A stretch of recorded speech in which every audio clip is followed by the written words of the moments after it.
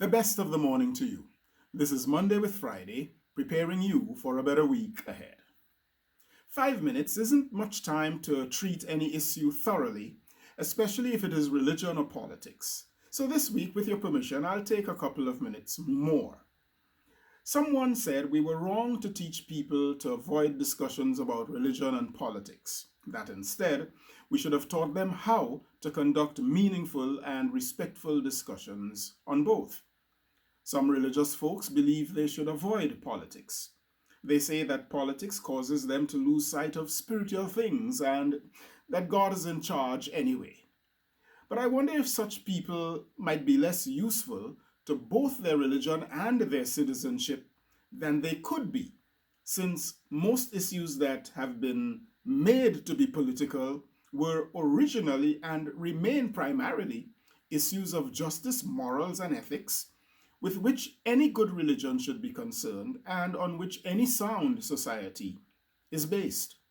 For example, is a national budget that screams $730 billion annually on defense and war, but allocates 11 times less than that for education, a matter of politics or justice?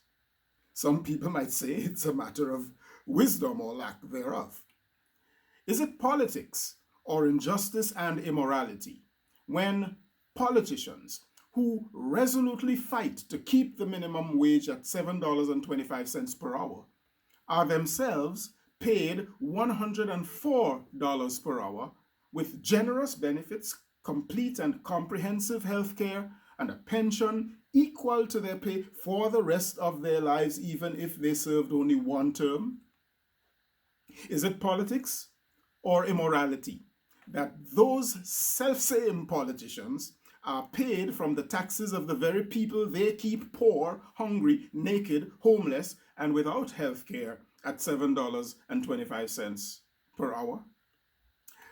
Religion shouldn't render people useless on earth, waiting to be even lazier in heaven.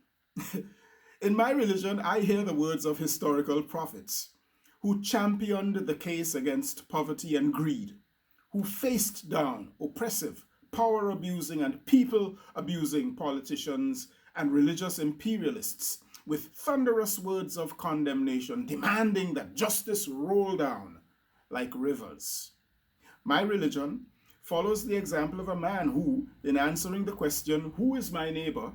asked by a self-righteous racist and bigot, told a story in which a man of a reviled and hated race, devalued and dismissed as worthless, was the hero, while the upper crust icons of the supposedly superior race of the man asking the question proved themselves cowards devoid of humanity.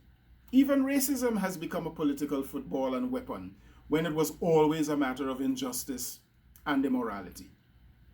Now, these are only 3 examples of scores of others, which, in my opinion, demonstrate the need for clearer thinking, leading to higher responsibility taking, in which we become more discerning and judicious citizens, fully engaged in national and human development.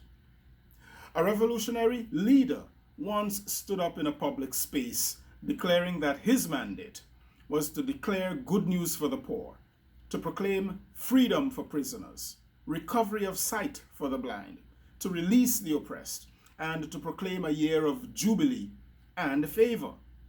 Since then, millions of people worldwide have claimed that leader as their role model. Perhaps you're among them. But many others who don't religiously follow that leader possess a life ethic that mirrors those values. Under those values, economics and poverty might be better addressed if we approach them primarily as matters of morality and justice before we came at them politically. It should be viewed as greed, not opportunity, when in America, CEO pay has risen 940% since 1978, while the average worker has seen a paltry 12% rise over that time. This is an unsustainable immorality that political systems helped create.